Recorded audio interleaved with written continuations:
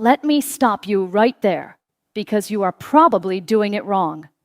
Not the coffee itself. The coffee is fine. I'm talking about what you're putting into it every single morning that is silently working against your biology. Most people think that adding things to coffee makes it worse for you, that the healthiest version is plain black. And for years, that was the consensus. But what the research from the last decade has uncovered completely flips that assumption on its head. Because it turns out that plain black coffee already contains a compound called chlorogenic acid, a compound that acts like a biological key trying to open a very specific lock in your body. A lock that controls whether your stem cells stay dormant or whether they flood your bloodstream and begin repairing every organ, blood vessel, and joint in your body. The problem? That key doesn't work alone. Every single morning, most people are jamming the wrong things into it. Sugary syrups, ultra-processed creamers, flavored powders, and permanently jamming the mechanism shut. Here's what I want you to think about before we go any further. If you want to understand why two people the same age, eating roughly the same diet, living roughly the same lifestyle, can have completely different health outcomes 10 years from now, don't look at their cholesterol panels. Don't look at their blood pressure readings. Look at something most doctors never measure: their circulating stem cell count and their brown adipose tissue activity. These two markers, working in tandem, determine how fast your body repairs itself after damage, how efficiently it burns stored fat, and how resilient every organ you own is to the slow erosion of aging. Specific compounds added to your morning coffee, compounds you can buy for under $15 at any grocery store, have been shown in peer-reviewed research to measurably shift both of these markers simultaneously. Not in months, in weeks. Hi, I'm Dr. Leana. I'm an emergency medicine physician and metabolism researcher, and I want to be transparent with you about something. For nearly a decade, I've watched patients cycle through the same frustrating pattern. They try to lose weight, they fail.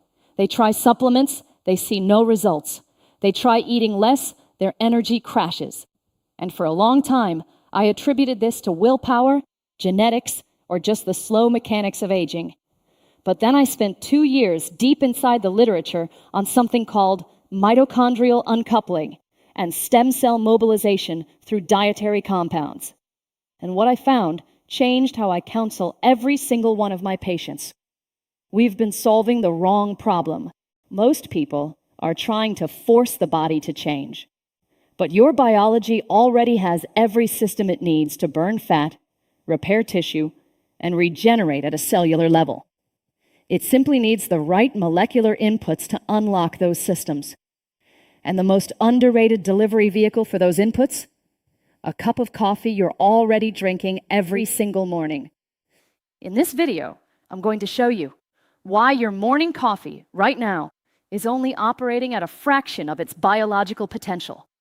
And the specific reason most people never realize this.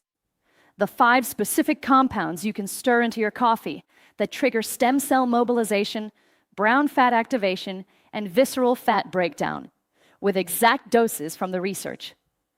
2 mechanisms your body has for burning fat that have nothing to do with calories or cardio, and how to switch both of them on before 9 a.m. The cinnamon mistake that 95% of people make that isn't just ineffective, it may actually be quietly harming your liver. A precise preparation method for your coffee that determines whether these compounds are even bioavailable by the time they reach your cells, and free things most people add to their coffee every morning that are literally blocking the very biological processes we're trying to activate. Quick favor before I continue. Some people have told me they've watched several videos here without realizing they weren't subscribed. Could you check right now? It's free, it takes 2 seconds, and it genuinely helps this channel reach people who want science-based information rather than the usual wellness noise. I'd really appreciate it. Before I get into the 5 things to add, I need to spend a minute on something I'm going to call the sabotage problem. Because there's no point in adding what activates your biology if you're simultaneously pouring in what shuts it down. Here's what I mean. Every morning when you drink that first cup, roughly 300 milligrams of chlorogenic acid enter your digestive tract. Now, most people think of chlorogenic acid as an antioxidant, something vague and general that's good for you. But that's an enormous underestimation of what this compound is actually doing. Think of your stem cells like a fleet of highly trained repair technicians who've been locked in a waiting room. They're not asleep. They're not broken. They're just waiting for authorization to deploy.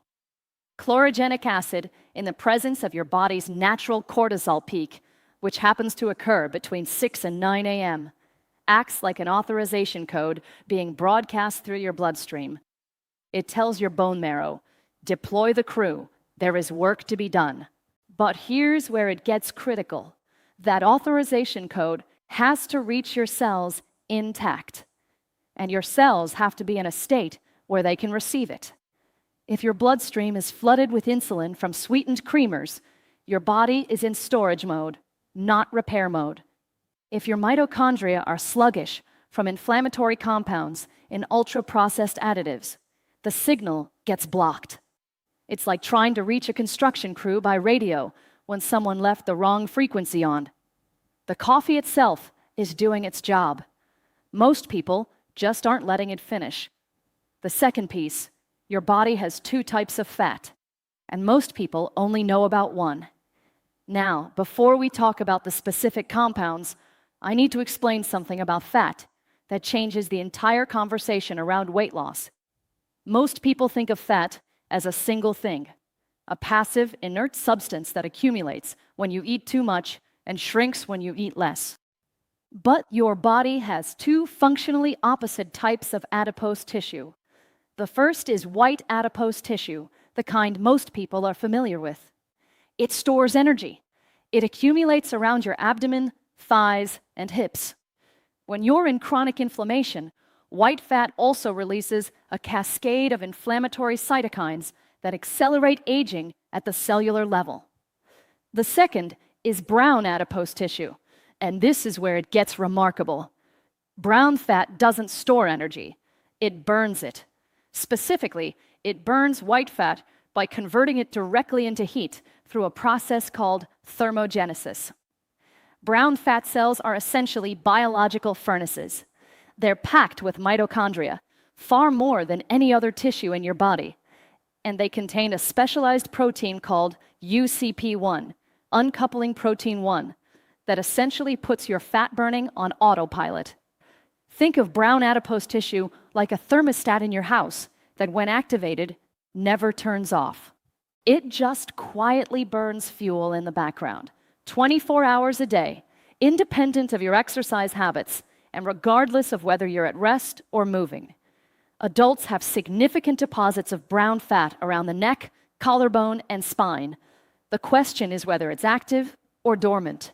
And the answer, almost entirely, comes down to what you're eating and drinking. 3 of the 5 compounds I'm about to give you directly activate UCP1 in brown fat tissue. One of them does it faster than any drug currently in clinical trials. Before I give you what to add, let me tell you what to remove. Because if you keep these in your cup, nothing else I tell you today will work. Flavored syrups and commercial sweeteners. 1 pump of a standard vanilla syrup from a major coffee chain contains roughly 5 grams of high fructose corn syrup and a synthetic emulsifier called carboxymethylcellulose that has been shown in animal studies to disrupt tight junction proteins in the gut lining. When your gut lining is compromised, 2 things happen. Systemic inflammation rises, and your stem cell signaling pathways get flooded with noise. It's like trying to hear a whisper in a room with a fire alarm going off. Ultra-processed creamers.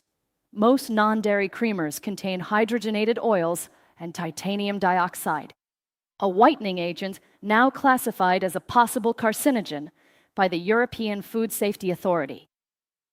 These compounds spike your LPS, lipopolysaccharide levels. That's the toxic byproduct of bad gut bacteria, which directly suppresses the bone marrow signaling that triggers stem cell release. Protein powders blended into coffee. I know this will surprise some people because protein powders seem healthy. But most whey protein powders contain artificial sucralose. And a 2022 study from the Medical University of North Carolina found that sucralose 6-acetate, a compound produced when sucralose is heated, as it is when stirred into hot coffee, causes DNA strand breaks in human gut cells. You're adding something marketed as a health product that is, under the specific conditions of your morning routine, potentially damaging your cellular DNA. Remove these 3 first, then add what I'm about to tell you. Here are the 5 compounds with exact amounts used in published research that you can add to your morning coffee beginning tomorrow. Raw cacao powder, 1 teaspoon, 5 grams. Not cocoa, not hot chocolate mix, not dark chocolate chips. Raw cacao powder, unroasted, unprocessed, cold pressed. The difference matters enormously at a molecular level. Commercial cocoa is Dutch processed, which means it's treated with an alkalizing agent to reduce bitterness. That process destroys up to 77% of the flavonols, specifically epicatechin and procyanidin B2, that are responsible for the cardiovascular and stem cell benefits. Raw cacao also contains phenylethylamine, PEA, a naturally occurring compound that your brain also produces during positive emotional states. PEA has been shown to upregulate CXCL12, a chemokine that directly governs stem cell trafficking from bone marrow into peripheral blood. How to add it? Stir 1 teaspoon into hot, not boiling coffee. It dissolves fully above 150 degrees Fahrenheit. Start with half a teaspoon if the flavor is unfamiliar. You can increase to 2 teaspoons, the dose used in the research studies, once adapted. Ceylon-cinnamon, 1/4 teaspoon, approximately 0.6 grams. And now, the myth bust you need to hear. Walk into any supermarket and grab the cinnamon from the spice aisle. Read the label. There is an 85 to 95% chance it says Cassia cinnamon, or simply cinnamon, without specifying the variety. And that distinction could be quietly damaging your liver. Cassia cinnamon, the dominant commercial variety, contains a compound called coumarin at concentrations of 1 to 12 milligrams per gram. The European Food Safety Authority's tolerable daily intake of coumarin is 0.1 milligrams per kilogram of body weight. For a 150-pound adult, that's roughly 6.8 milligrams per day. A single teaspoon of cassia cinnamon can contain 5 to 10 times that amount. Studies of people supplementing with cassia cinnamon for metabolic health have documented elevations in liver enzyme markers within 12 weeks. Ceylon cinnamon, sometimes labeled true cinnamon or Cinnamomum verum, contains coumarin at levels 250 times lower than cassia. It is safe at the doses needed to produce metabolic effects. Ceylon cinnamon contains a compound called MHCP, methyl hydroxychalcone polymer, that functions similarly to insulin at the cellular receptor level. It activates GLUT4 transporters, pulling glucose out of the bloodstream and into muscle cells without requiring an insulin spike. This directly suppresses the insulin-driven fat storage cycle. A 2019 study from the Karolinska Institute found that 1 gram of Ceylon cinnamon daily for 8 weeks produced a 14.5% reduction in fasting blood glucose and a measurable decrease in visceral adiposity independent of caloric restriction. How to add it? 1/4 teaspoon of verified Ceylon cinnamon. Check the label explicitly. Order online if your local store only carries cassia. The taste in coffee is warm and subtly sweet. Most people find they no longer need any added sweetener once this is in the cup. Ground cardamom, 1/8 teaspoon. Cardamom is known as a culinary spice, a staple in South Asian and Middle Eastern coffee traditions going back centuries. What those cultures may not have realized is that they were intuitively activating a very specific fat-burning mechanism. Cardamom contains 1,8 cineol and alpha-terpinyl acetate, 2 volatile compounds that have been shown in laboratory studies to activate the beta-3 adrenergic receptor on brown adipose tissue. The beta-3 receptor is essentially the on switch for UCP1, the thermogenic protein I described earlier. Pharmaceutical companies have spent hundreds of millions of dollars developing synthetic beta-3 agonists to replicate this exact effect.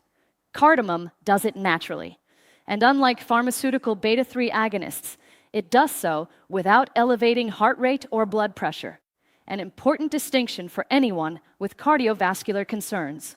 A study from King Saud University, following 80 participants who consumed 3 grams of cardamom daily for 12 weeks, found significant reductions in triglycerides, LDL, and BMI, alongside notable improvements in antioxidant enzyme activity, specifically superoxide dismutase, which protects mitochondria from oxidative damage.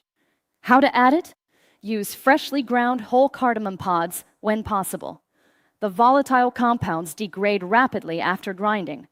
1/8 teaspoon is sufficient and harmonizes beautifully with cinnamon and cacao in the cup. Grind the whole pod, including the green husk.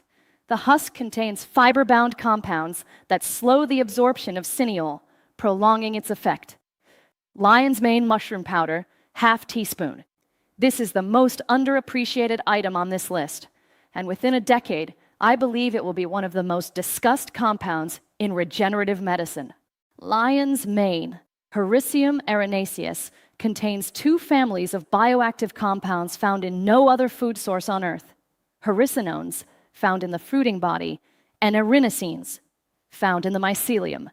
Both have been shown to cross the blood-brain barrier, an extremely rare property for food-derived compounds, and directly stimulate the synthesis of nerve growth factor, NGF. NGF is not just a brain chemical. It is one of the primary molecular signals that governs neural stem cell differentiation, the process by which stem cells in your central nervous system decide to become functional neurons, glial cells, and myelin-producing cells. As we age, NGF production declines. This is one of the core mechanisms behind cognitive decline, peripheral neuropathy, and reduced neural plasticity. But more relevant to this video, NGF also plays a role in peripheral stem cell homing, a process by which circulating stem cells navigate to sites of tissue damage and begin repair protocols. Research from the University of Malaya showed that daily lion's mane supplementation for 16 weeks in adults over 50 produced significant improvements in cognitive function tests, alongside measurable increases in plasma NGF levels. How to add it? 1/2 teaspoon of lion's mane extract powder, not whole ground mushroom. The extract form ensures consistent hericenone concentration. It has a mild, almost neutral flavor, slightly earthy, that disappears completely in coffee with the cacao and cinnamon already present.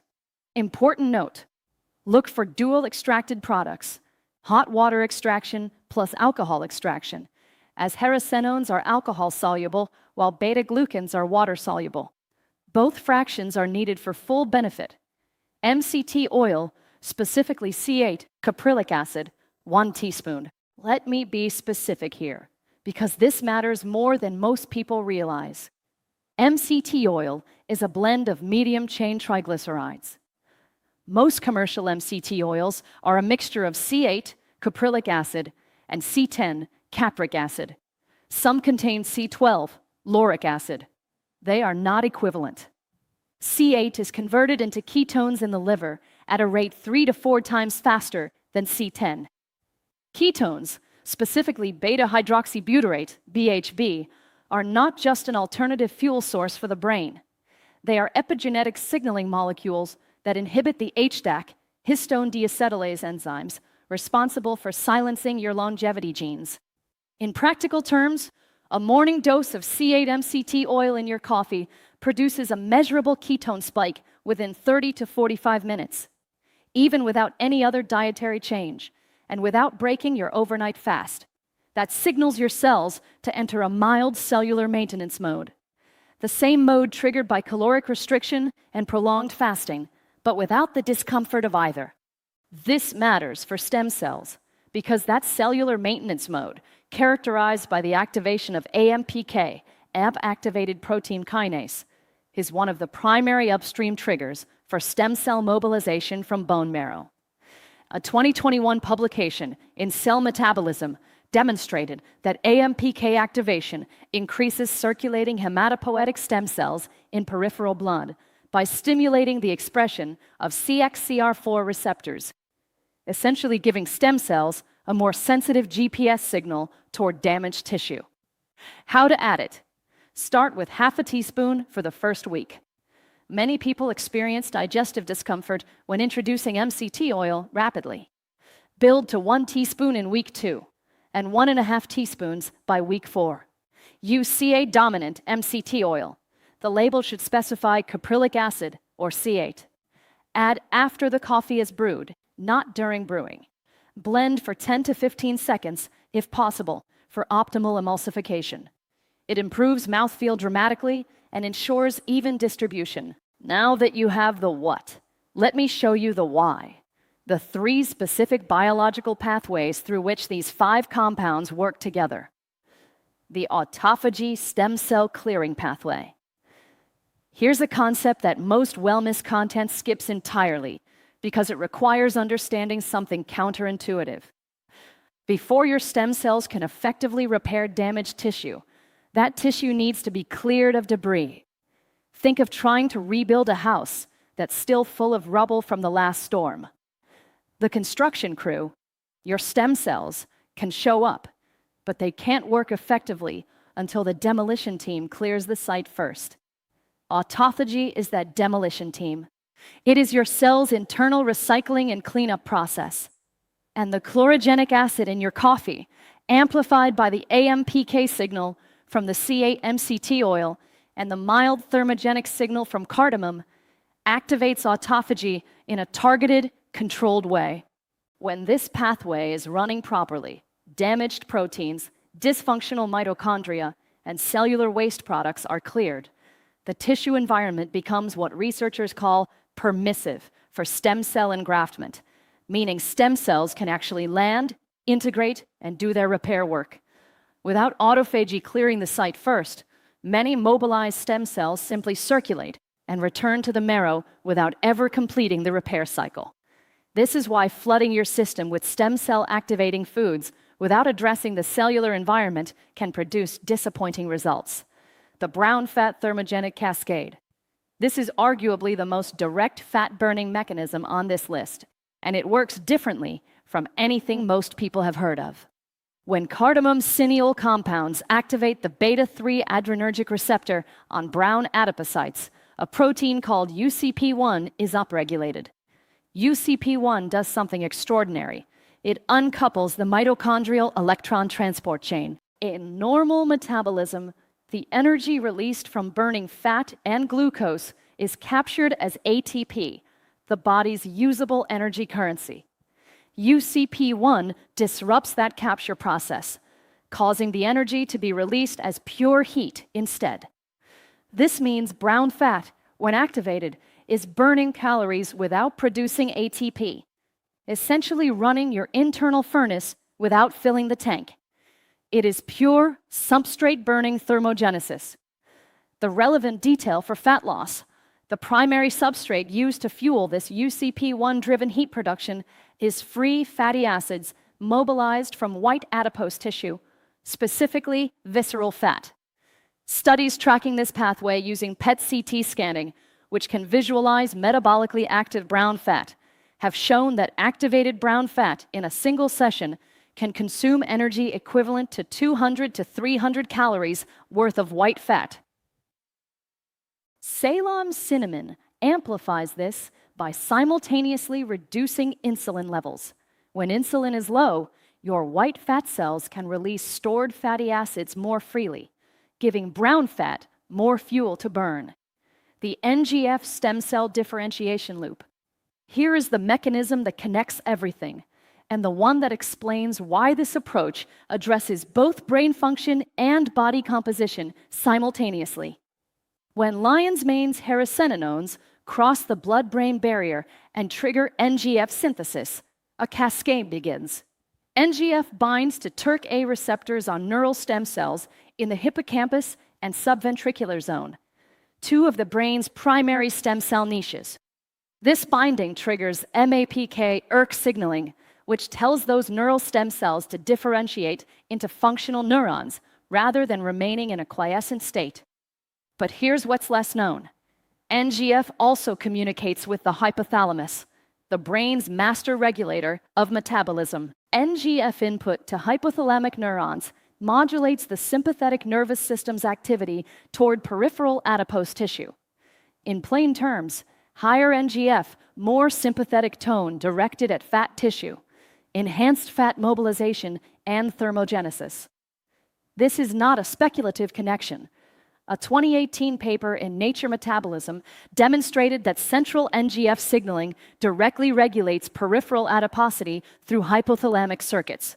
Animals with impaired NGF signaling developed obesity at equal caloric intake to controls. Animals with enhanced NGF signaling showed resistance to diet-induced obesity. Your morning coffee with lion's mane and raw cacao working together is sending a signal from your gut to your brain, and your brain is sending a metabolic signal back to your fat tissue. This is biology operating at a systems level, not the isolated nutrient-by-nutrient approach most people take. Let me tell you something that almost no one discusses. The way you prepare this coffee determines whether these compounds are bioavailable by the time they reach your cells, or whether you're essentially wasting them. Coffee temperature matters. Brew your coffee between 195 degrees Fahrenheit and 205 degrees Fahrenheit. Below this range, the extraction of chlorogenic acid is incomplete. Above this range, and this applies particularly to boiling, heat degradation begins to break down phenolic compounds before they even reach your cup. This is the same principle as the green tea temperature rule.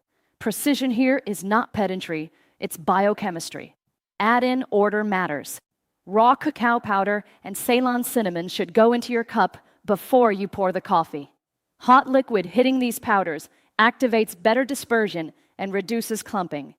MCT oil goes in after the coffee is poured and should be blended. Even a milk frother for 10 seconds is sufficient to create a proper emulsion. Unblended MCT oil sitting on the surface of your coffee degrades faster and absorbs less efficiently. The timing window. The cortisol awakening response, the natural spike in cortisol your body produces in the first 30 to 45 minutes after waking, creates an ideal hormonal environment for the fat mobilization pathways we've described. Drinking this coffee within that window, before cortisol begins to decline, amplifies the thermogenic and stem cell activating effects. This means drink it within 45 minutes of waking and don't eat a large meal for at least 60 minutes after. Do not add dairy. Any milk protein, casein or whey, binds to the epicatechin in raw cacao through a polyphenol protein complexation reaction. The resulting complex has significantly reduced intestinal absorption. Studies have quantified this.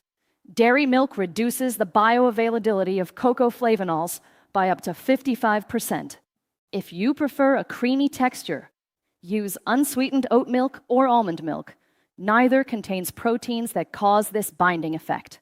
If this video gave you something you haven't heard before, something you can actually use starting tomorrow morning, please share it with one person.